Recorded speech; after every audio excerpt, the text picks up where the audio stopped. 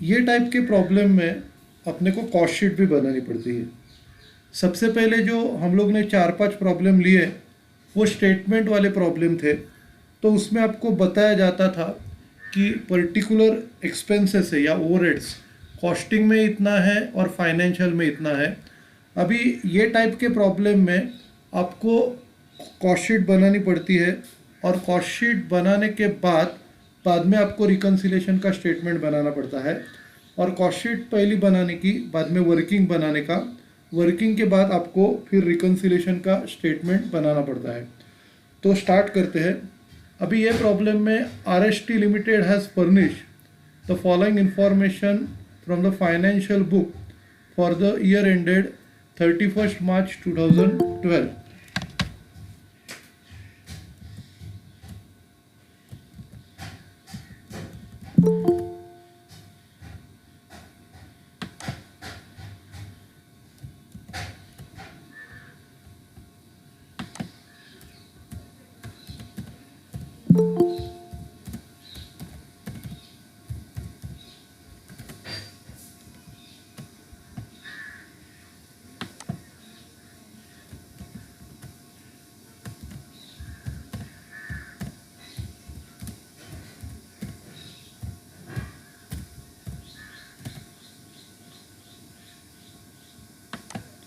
अभी अपने को ये प्रॉब्लम में फाइनेंशियल बुक्स का रिकॉर्ड दिया है, मतलब अपने को प्रॉफिट एंड लॉस अकाउंट दिया है जो फाइनेंशियल रिकॉर्ड का प्रॉफिट अपने को दिखाता है। अभी ये प्रॉब्लम में सबसे पहला ओपनिंग स्टॉक फिनिश गुड्स दिया है।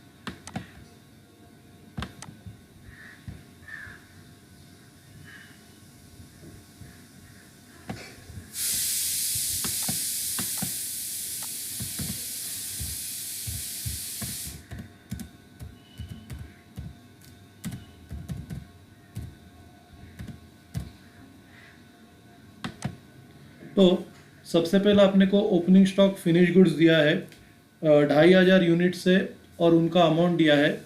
फिर raw material, direct wages, factory expenses, office and administrative expenses, selling and distribution expenses, goodwill written off और loss on sale of investment. अभी गुडविल रिटर्न ऑफ और loss on sale of investment ये costing में नहीं आते, ये सिर्फ financial में आते हैं, नॉन कॉस्टिंग एक्सपेंसेस है। फिर क्रेडिट में सेल्स दिया है 47,500 यूनिट्स, क्लोजिंग स्टॉक दिया है फिनिश गुड्स का 5,000 यूनिट्स। तो आपको याद रहेगा कि हम लोग ऐसे प्रॉब्लम्स कॉस्ट शीट में कर चुके हैं। आपको ओपनिंग स्टॉक यूनिट्स दिया है, सेल्स यूनिट्स दिया है और क्लोजिंग स्टॉक यूनिट्स दिया है। तो आपको इधर प्रोडक्शन यूनिट्स निकालना पड़ेगा। आपको प्रोडक्शन नहीं मालूम है तो फॉर्मूला लेके आपको प्रोडक्शन यूनिट्स कैलकुलेट करना पड़ेगा। फिर कमीशन रिसीव्ड और बैड डेट्स रिकवर्ड ये भी नॉन कॉस्टिंग इनकम है, तो ये कॉस्ट शीट में नहीं आते। अभी ये इंफॉर्मेशन जो दिया है trading and profit and loss account में, ये फाइनेंशियल की इंफॉर्मेशन है, मतलब जो खर्चा हो गया है उसकी इंफॉर्मेशन है। और नीचे जो इंफॉर्मेशन दी गई है ये कॉस्ट शीट बनाने के लिए आपको दी गई है। सबसे पहला, the following information is revealed from the cost records for year ended 31st March 2012। सबसे पहले आपको बोला है raw material consumption is 40 per unit of production, मतलब जितना भी प्रोडक्शन होगा उसका पर यूनिट के लिए 40 रुपया लगेगा। फिर direct wages are 70% of direct material, मतलब जितना आपका रॉ मटेरियल 40 रुपीज़ का है तो 40 का 70% मतलब 28 रुपीज़ डायरेक्ट वेजेस होगा। फिर factory overheads are recovered at 50% of direct material. Direct material आपका 40 का है तो 40 का 50% 20 आएगा, फैक्ट्री ओवरहेड्स आपका 20 आएगा। फिर administrative overheads are taken at 20% of work cost. Work cost मतलब फैक्ट्री कॉस्ट, जितना भी आप निकालोगे उसका 20%। फिर selling and distribution overheads are recovered at ₹15 per unit. तो आपको सेलिंग एंड डिस्ट्रीब्यूशन ओवरहेड्स का कॉस्ट पर यूनिट डायरेक्टली दिया है। फिर opening stock of finish goods is valued at 101.80, मतलब अभी ओपनिंग स्टॉक का ऊपर का यूनिट्स 2500 है। यूनिट सेम ही रहते हैं, यूनिट चेंज नहीं होते, लेकिन 2500 को आपको 101.80 से मल्टीप्लाई करना पड़ेगा। बाद में closing stock of finish goods is to be valued at cost of production. जो हम लोग कॉस्ट शीट में हमेशा करते हैं कि क्लोजिंग स्टॉक के यूनिट्स जो 5000 है उसको कॉस्ट ऑफ प्रोडक्शन के रेट से मल्टीप्लाई करते हैं। बाद में selling price is recorded at 125 per unit. Okay, तो सबसे पहला हम लोग प्रोडक्शन कैलकुलेट करते हैं। जो फॉर्मूला कॉस्ट शीट में यूज़ किया था, opening stock plus units produce equal to closing stock plus units sold, वो फॉर्मूला यूज़ करेंगे। Opening stock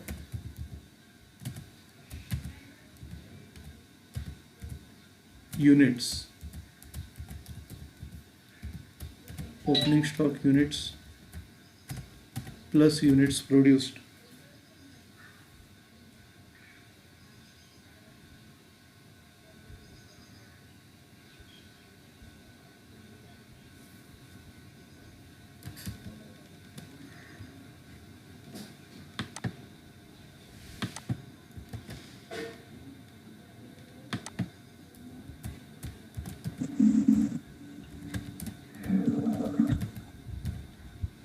hello,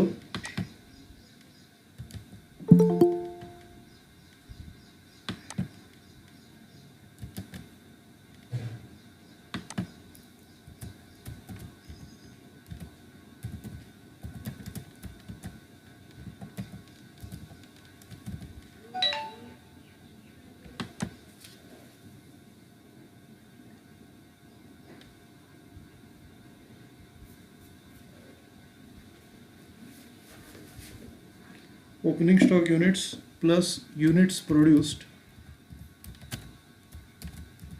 units produce यूपी अपने को निकालने का है।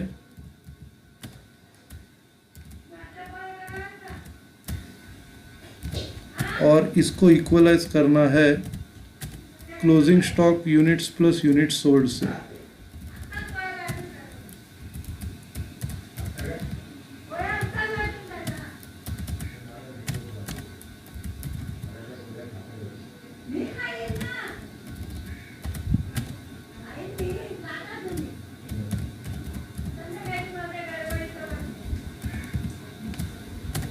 तो ये फॉर्मूला है opening stock units plus units produce equal to closing stock units plus units sold, ये फॉर्मूला है। अभी ओपनिंग स्टॉक यूनिट्स आपको मालूम है 2500, यूनिट्स प्रोड्यूस अब यूपी आपको निकालना है, और क्लोजिंग स्टॉक यूनिट्स आपको पता है 5000, और यूनिट्स सोल्ड 47,500। तो अभी ये इक्वेशन आपको सॉल्व करना है। 2500 plus units produce equal to 5000 plus 47,500। तो यूनिट्स प्रोड्यूस का जो आंसर आएगा, units produce equal to 5000 plus 47,500, और ये 2500 उधर जाके माइनस बन जाएगा, माइनस 2500। तो यूनिट्स प्रोड्यूस आपका आएगा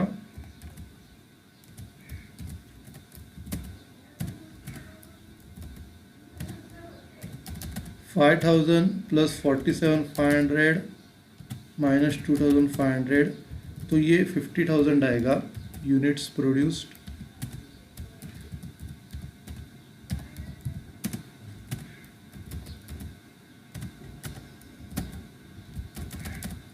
अभी हम लोग फॉर्मेट बनाएंगे।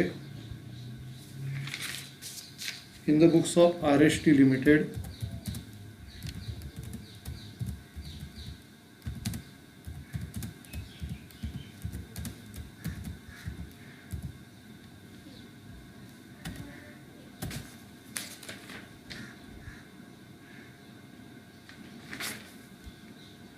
cost sheet for year ended 31st March 2012.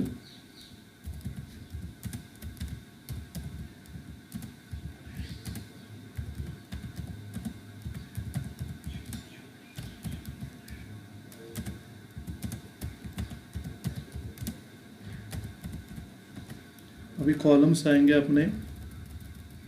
सबसे पहला पर्टिकुलर्स का कॉलम,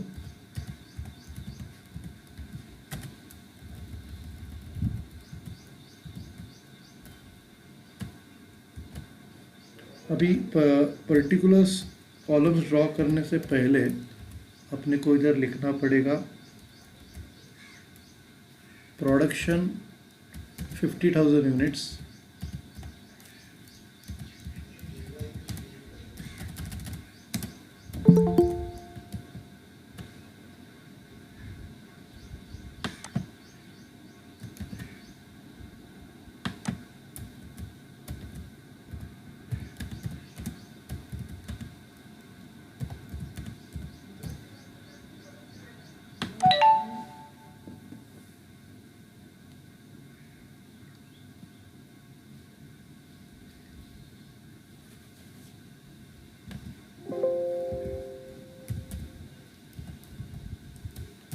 प्रोडक्शन 50,000 यूनिट्स और सेल जो है 47,500 यूनिट्स।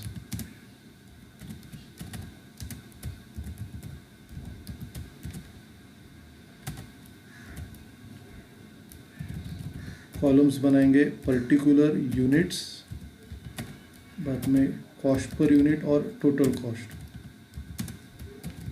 जो आप कॉस्ट शीट में बनाते थे कॉलम्स बनाने हैं। एक्चुअली ये कॉस्ट शीट है तो इससे आपका रिवीजन हो जाएगा कॉस्ट शीट का।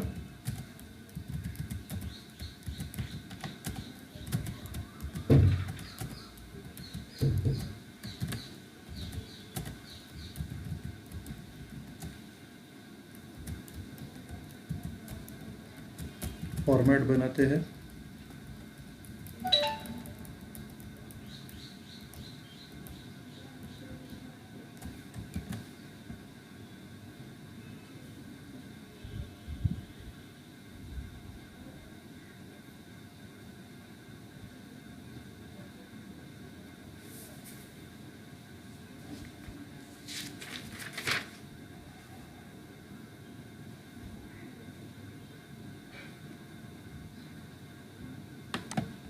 सबसे पहला बॉर्डर बनाएंगे,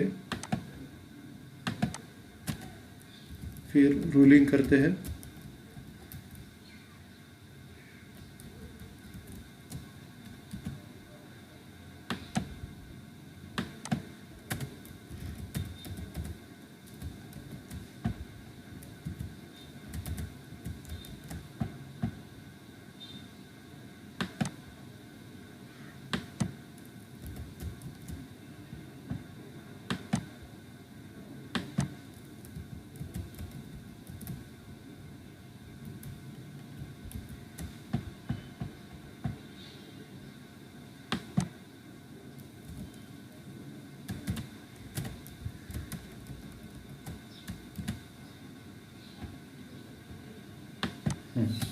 तो ये प्रॉब्लम स्टार्ट करते हैं। सबसे पहला आएगा रॉ मटेरियल।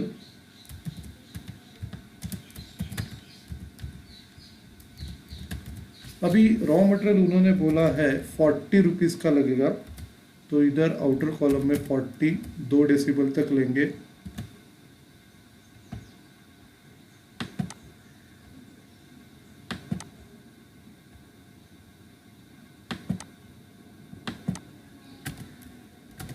और फिर अपना प्रोडक्शन है 50,000 यूनिट्स। 50,000 को 40 से मल्टीप्लाई करेंगे।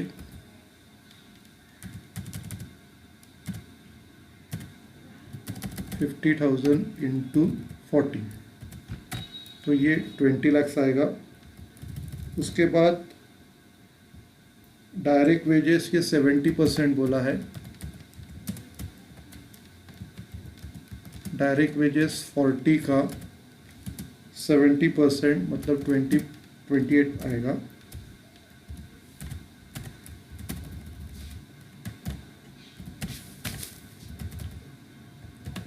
अभी इसको भी 50,000 से मल्टीप्लाई करके 14, फिर ये दोनों का टोटल आएगा प्राइम कॉस्ट। अभी टोटल कॉस्ट की टोटल लेते हैं 34 lakhs और इसको 50,000 से डिवाइड करते हैं 68। फिर प्राइम कॉस्ट में फैक्ट्री ओवरहेड्स ऐड करते हैं। फैक्ट्री ओवरहेड्स आपको बोला है 50% ऑफ डायरेक्ट मटेरियल, तो 40 का 50%, 40 का 50% 20 आएगा और उसको मल्टीप्लाई करेंगे 50,000 से। इनको क्लोज करते हैं।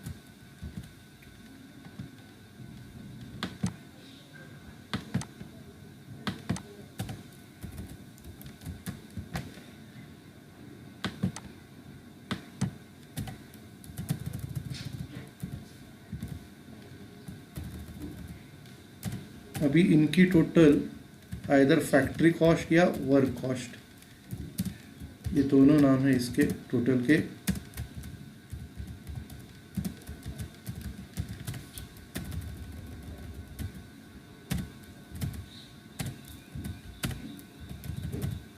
उसके बाद उसको भी 50,000 से डिवाइड करेंगे 88। अभी आगे एडमिनिस्ट्रेटिव ओवरहेड्स वर्क कॉस्ट का 20%।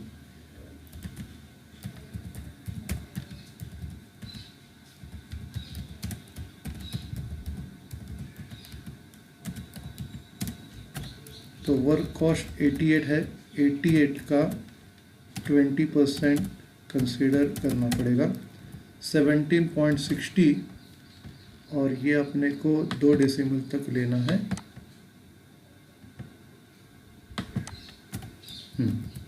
अभी ये इसको 20,000 से मल्टीप्लाई करना है।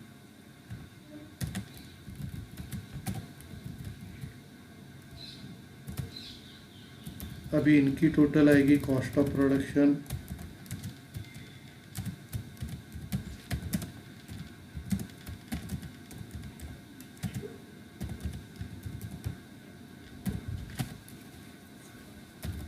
टोटल लेंगे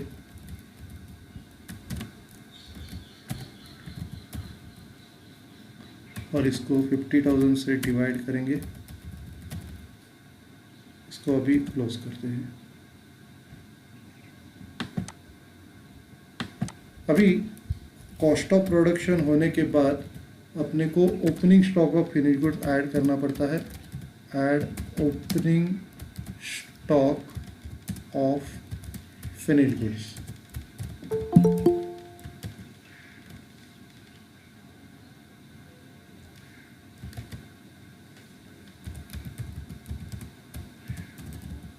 अभी opening stock of finish good जो है आपका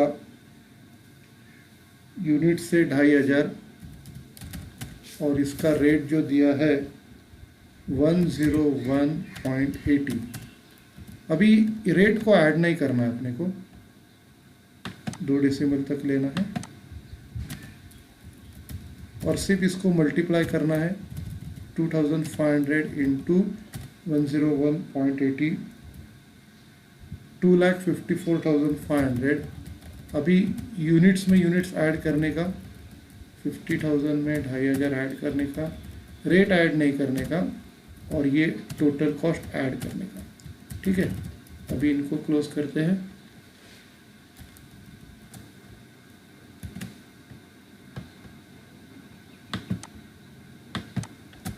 अभी ऐड करके इसको कुछ नाम नहीं देना है, closing stock of finish goods minus करना है।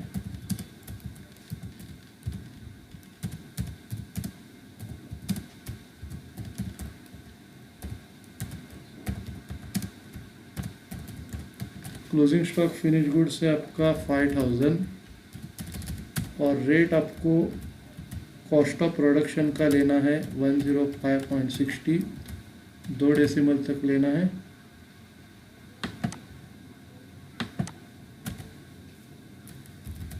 उसके बाद मल्टीप्लाई करना है 5000 को 10.560 से 5,28,000। अभी आपको माइनस करना है सबसे पहला यूनिट्स और इधर टोटल कॉस्ट, ये दोनों ही माइनस करना है। और रेट जो है इधर आपको मिलेगा, ये टोटल कॉस्ट को यूनिट से डिवाइड करके रेट मिलेगा 105.40।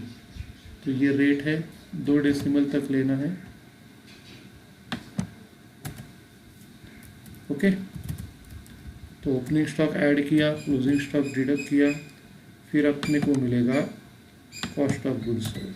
अब ये क्लोज किया, ये आया अपना कॉस्ट ऑफ गुड्स सोल्ड। उसके बाद selling and distribution overheads add करेंगे।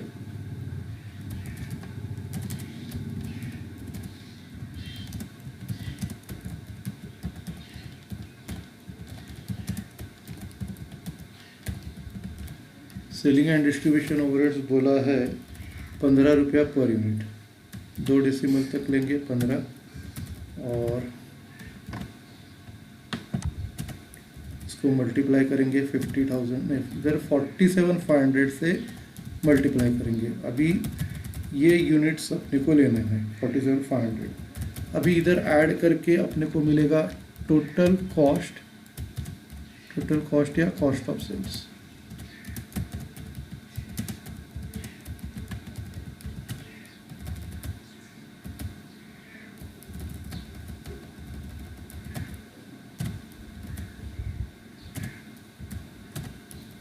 इधर ऐड करेंगे और इधर इसको 47,500 से डिवाइड करेंगे।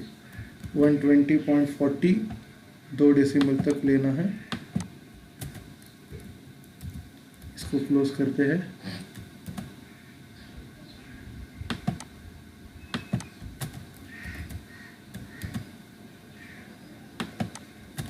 अभी टोटल कॉस्ट में प्रॉफिट ऐड करके सेल्स आएगा। ऐड प्रॉफिट ऐड करके सेल्स। तो सेल्स अपने को दिया है 125, 2 डेसिमल तक लेना है।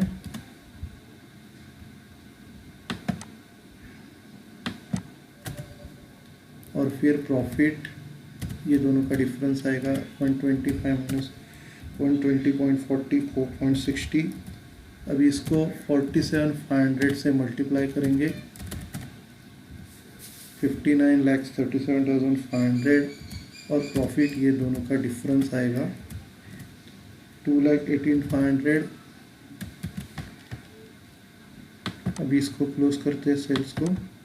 सबसे पहला कॉस्ट पर यूनिट, फिर टोटल कॉस्ट। तो ये शीट आपका हो गया। अभी कॉस्ट शीट होने के बाद अपने को वर्किंग करना है, फिर रिकन्सिलेशन बनाना है। ठीक है, अभी इसमें आपको हर एक आइटम कंपेयर करना पड़ेगा। अभी हम लोग क्या करते हैं, कॉस्टिंग से स्टार्ट करते हैं और फाइनेंशियल का आंसर निकालते हैं। तो सेकंड कॉलम आपका कॉस्टिंग का होगा।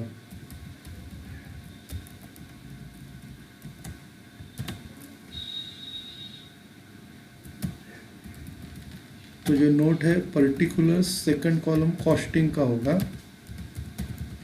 कॉस्टिंग, फाइनेंशियल और डिफरेंस। ठीक है, तो ये कॉलम है। सबसे पहले बॉर्डर बनाते हैं।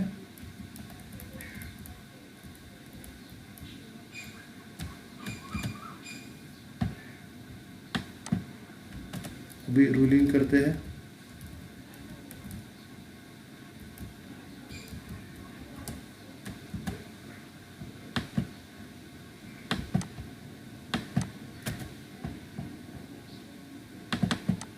तो ये रूलिंग करके हो गया।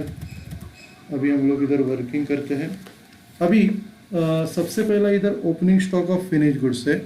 तो opening stock of finish goods है, opening stock of finish goods cost sheet में 254,800 है और इधर 2.5 लाख है। तो सबसे पहला opening stock of finish goods लिखते हैं। Opening stock of finish goods.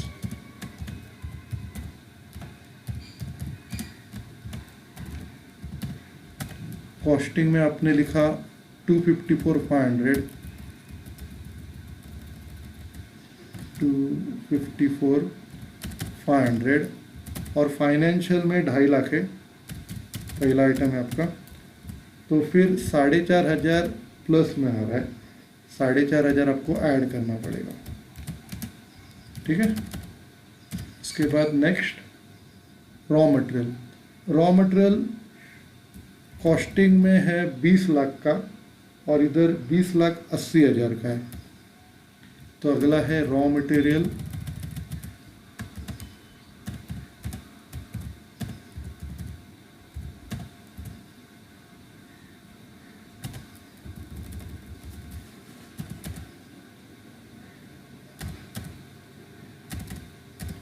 बीस लाख का है और फाइनेंशियल में 20,80,000 का सेकंड आइटम है। तो इधर माइनस में आ रहा है 80,000, आपको ये माइनस करना पड़ेगा, -80,000, ठीक है। उसके बाद अगला डायरेक्ट वेजेस।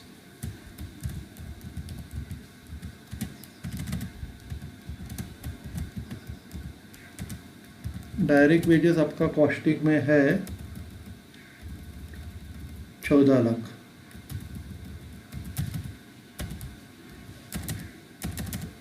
और कॉस्टिंग फाइनेंशियल में 15,15,000। तो ये भी माइनस करना पड़ेगा, -1,15,000।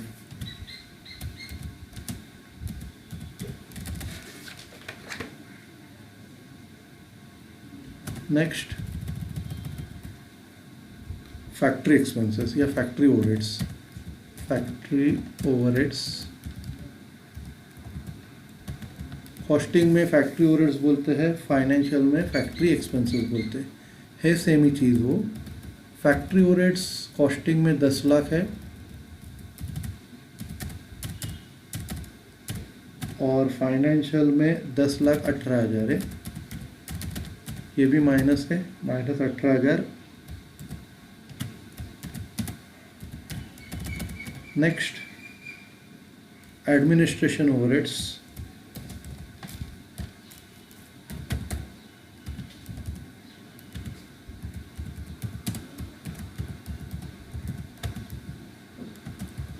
एडमिनिस्ट्रेशन ओवरहेड्स कॉस्टिंग में 8,80,000 है और फाइनेंशियल में 8,45,000 है। अभी ये प्लस में आएगा, +35,000।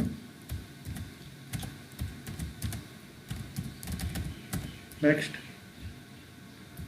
उसके बाद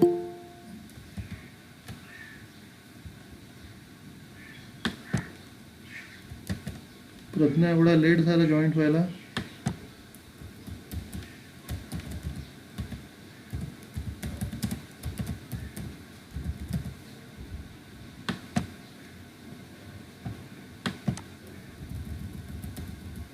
administrative rates +35,000।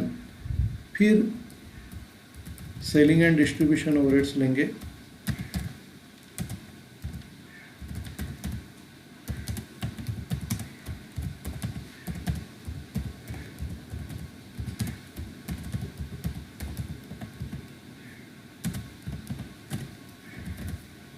Selling and distribution overheads costing में 7,12,500 है और फाइनेंशियल में 7 लाख है, ये भी प्लस में आएगा 12,500। नेक्स्ट अभी गुडविल रिटर्न ऑफ और loss on sale of investment, ये सिर्फ फाइनेंशियल में आता है। तो नेक्स्ट है गुडविल रिटर्न ऑफ।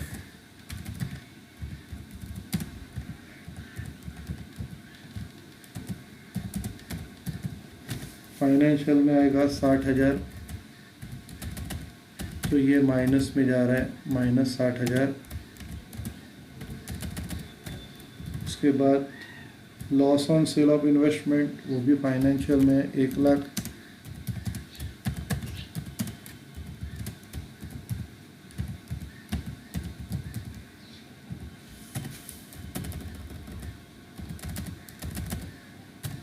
तो ये माइनस करना पड़ रहा है, -1,00,000। नेक्स्ट, तो ये डेबिट साइड ख़त्म हो गई। अभी सेल्स जो है, सेल्स इनकम है, सेल्स कॉस्ट शीट में 59,37,500 है और इधर 59,85,000 है। तो सेल्स का उल्टा करना पड़ेगा। सेल्स इनकम है, सेल्स कॉस्टिंग में है 59,37,500, 59,37,500 और फाइनेंशियल में 59,85,000। तो इसमें एक्चुअली माइनस में है लेकिन इनकम में करके उल्टा है, तो ये दोनों का डिफरेंस 47,500 ये आपको प्लस करना पड़ेगा। 47,500, ठीक है। फिर सेल्स के बाद closing stock. Closing stock costing में 5,28,000 है। ये भी उल्टा लेना है क्योंकि क्रेडिट साइड में आता है। Closing stock of finish goods,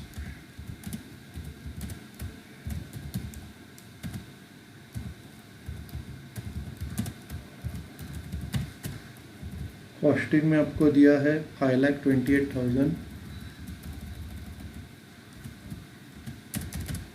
और प्रॉफिट एंड लॉस अकाउंट में 5 लाख। अभी इसका आंसर प्लस में आ रहा है लेकिन उल्टा है, इनकम है, माइनस करेंगे -28,000। फिर कमीशन रिसीव्ड और बैड डेट्स रिकवर्ड, ये सिर्फ फाइनेंशियल में आते हैं। कमीशन रिसीव्ड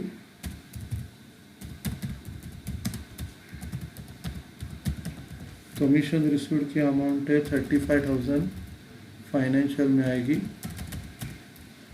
और ये कमीशन रिसीव्ड का माइनस में आ रहा है लेकिन इनकम है, इसके लिए उल्टा लेंगे +35,000।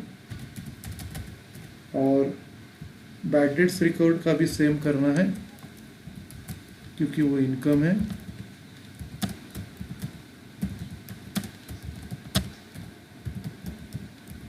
बैड डेट्स रिकवर्ड सिर्फ फाइनेंशियल में है 12,000।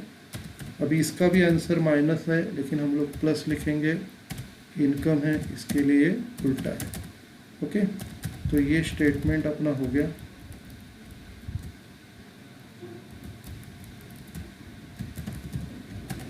अभी हम लोग रिकंसिलिएशन का स्टेटमेंट बनाते हैं।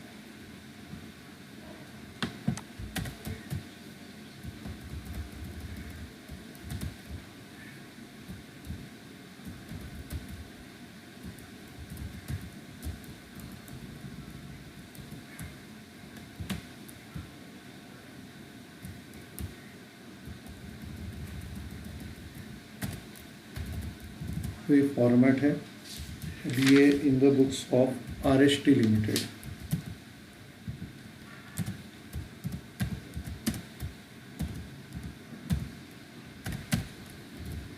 रूलिंग करते हैं। सबसे पहला बॉर्डर बनाएंगे,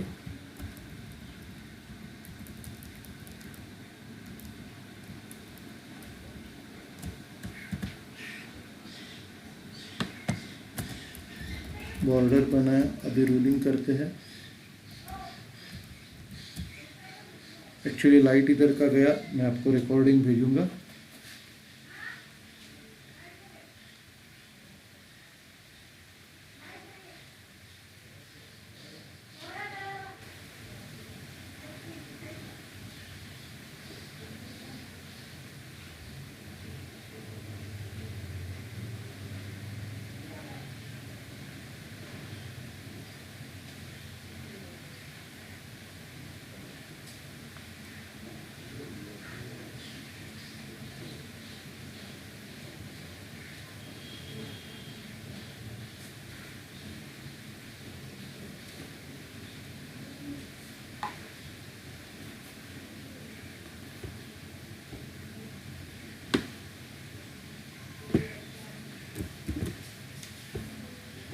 तो इसको रूलिंग करते हैं रुपीज़ के कॉलम को। ओके, अभी स्टार्ट करते हैं। सबसे पहला ये जो प्रॉफिट है कॉस्टिंग का, इधर से स्टार्ट करेंगे। Net profit as per costing records.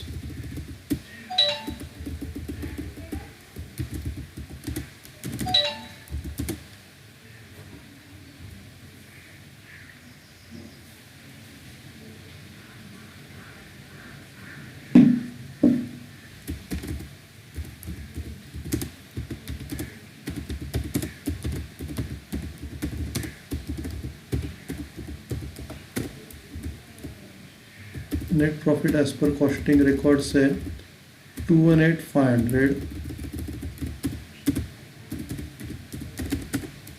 अभी इसमें add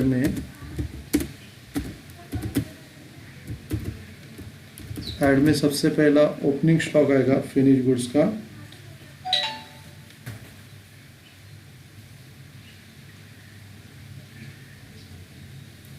opening stock of finish goods costing में ज़्यादा है तो ओवर वैल्यूएशन लिखेंगे। Over valuation of opening stock of finish goods.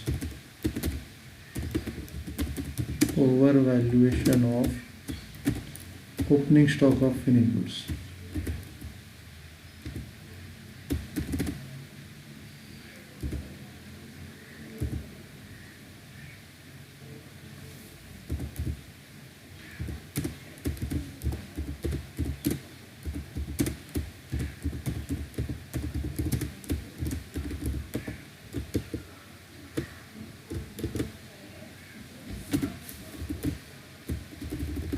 अभी इसका जो डिफरेंस है 4,500 है। फिर अगला जो है सेलिंग एंड डिस्ट्रीब्यूशन ओवरहेड्स।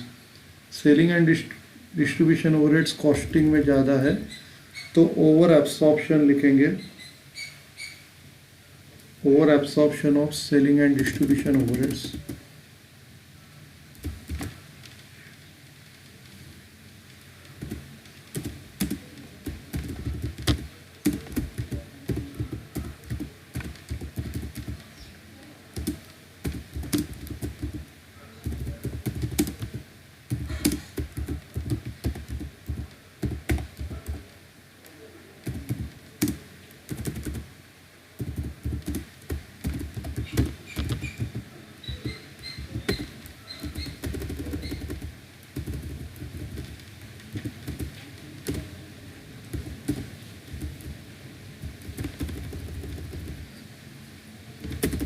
$12,500।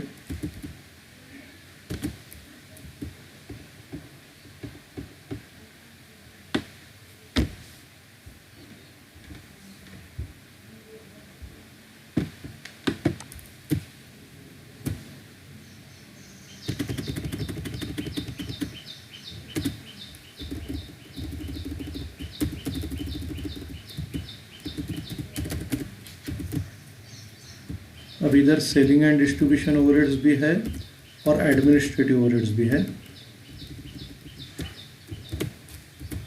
तो over absorption of selling and distribution overheads और over absorption of administrative overheads.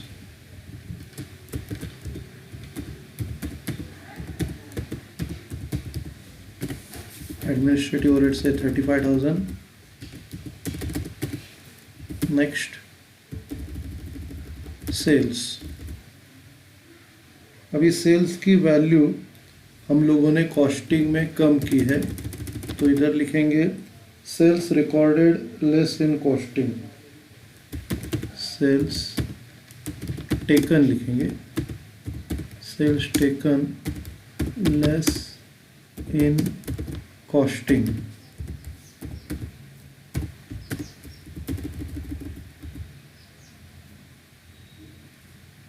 और उसकी वैल्यू 47,500 है।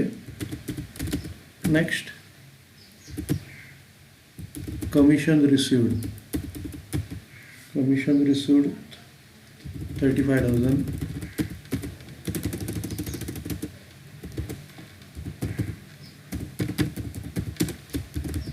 Commission received recorded in financial records but not in costing records.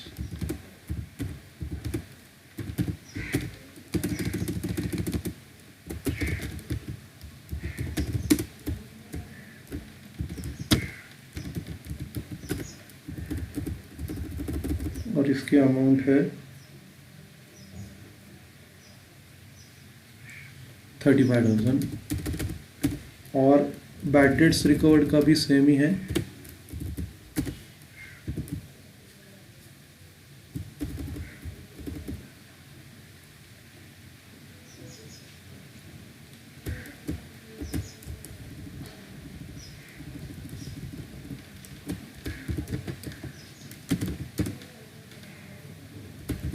Bad debts recovered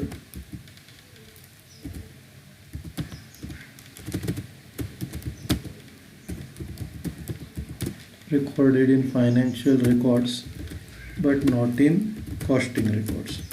okay, तो ये items अपने को add करने हैं, इनकी टोटल लेते हैं।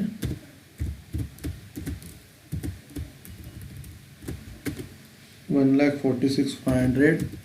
अभी इनको ऐड करते हैं प्रॉफिट में ऐड किया, इसको ऐड के टोटल को क्लोज करते हैं। फिर लेस में लेते हैं। लेस में सबसे पहला आएगा रॉ मटेरियल जो है आपका कॉस्टिंग में कम है तो अंडर आएगा। Under absorption of raw material 80,000।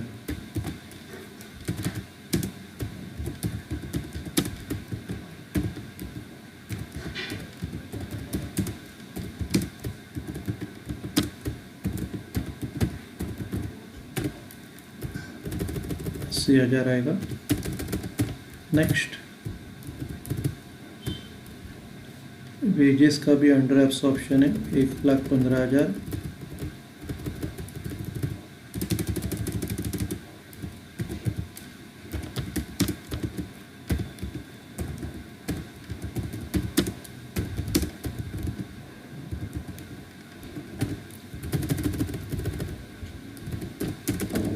Next 18,000 factory overheads, वो भी अंडर एब्सॉर्प्शन है।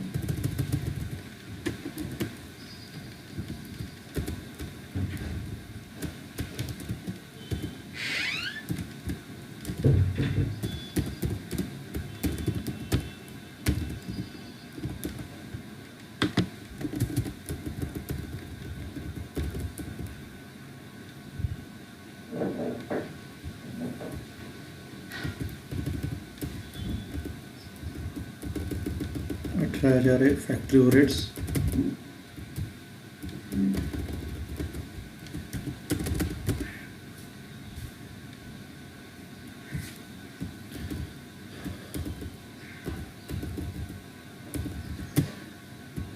उसके बाद goodwill written of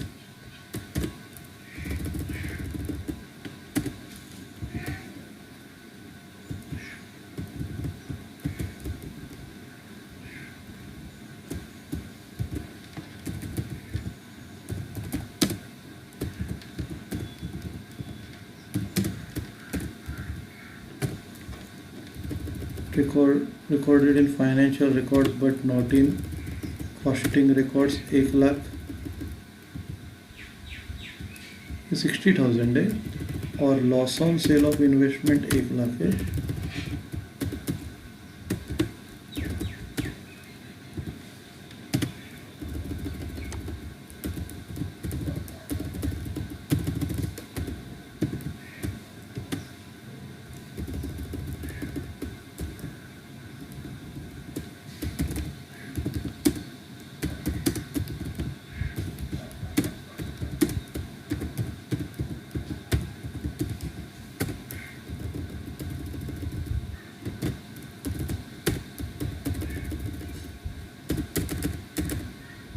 next, closing stock of finish good जो है कॉस्टिंग में ज़्यादा है तो over absorption of closing stock of finish goods, over valuation आएगा।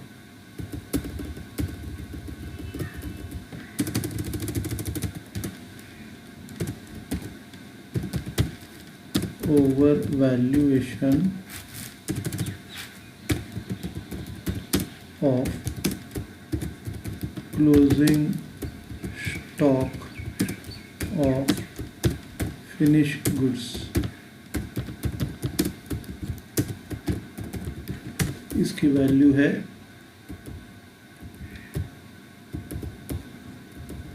28,000।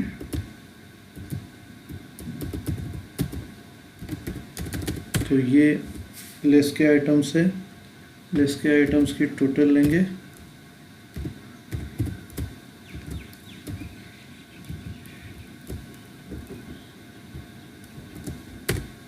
$4,01,000 माइनस करेंगे,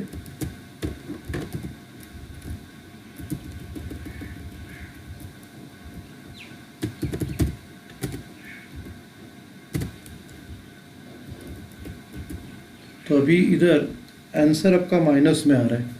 3,65,000 में से 4,01,000 अगर आप माइनस करोगे तो इसका आंसर आपका आएगा माइनस में 36,000, लेकिन हम लोग प्लस लिखेंगे क्योंकि इधर लॉस आ रहा है और आपका लॉस उधर टैली हो रहा है। देखो trading and profit and loss account में बाय नेट लॉस 36,000 है और आपका 36,000 ही आ गया, तो इसको नाम देने का net loss as per financial records. तो कॉस्टिंग रिकॉर्ड्स का आपका प्रॉफिट था और फाइनेंशियल रिकॉर्ड्स का आपका लॉस आ गया। अब ये कब होता है? जब हम लोग प्रॉफिट से स्टार्ट कर रहे हैं और इधर लास्ट वाला आंसर आपका माइनस में आ रहा है, तो ये उल्टा बन जाता है। प्रॉफिट से स्टार्ट कर रहे हैं और ये फाइनल आंसर माइनस में आ रहा है तो लॉस बन जाएगा, और अगर लॉस से स्टार्ट कर रहे हैं और लास्ट वाला आंसर माइनस बन जाता है तो ये प्रॉफिट बन जाता है। तो अभी ये माइनस में गया, इसके लिए प्रॉफिट से स्टार्ट किया है तो ये आपका नेट लॉस बन गया। इसको क्लोज करते हैं।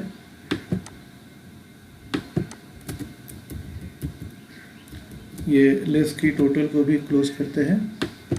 ओके, तो ये प्रॉब्लम अपना हो गया। Okay, thank you.